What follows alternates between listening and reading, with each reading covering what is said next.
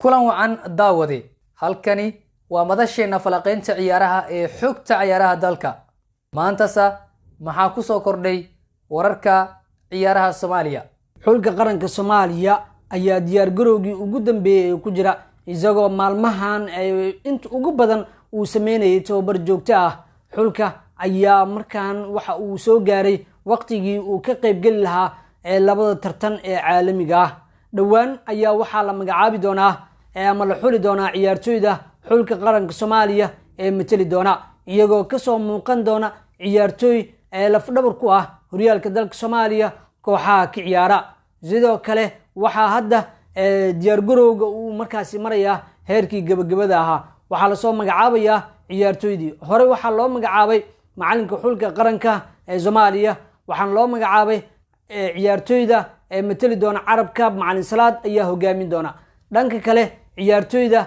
Jan Africa ka qayb gali doona macalin Rashid oo u dhashay wadanka Morocco ayaa markaasi leelin doona labada xul waxa la sameeyay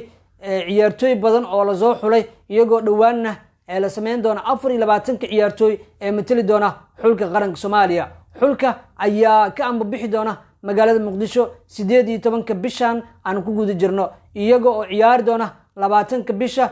iyo sidoo kale maalmaha kale ee ku xiga ayaa xulka uu ciyaaraya xulka waxa laga sugayaa inay ka soo muuqdaan ciyaartooy muhiim ah kuwaas oo guul gaarsiin kara sidoo inta ugu badan waxa xulka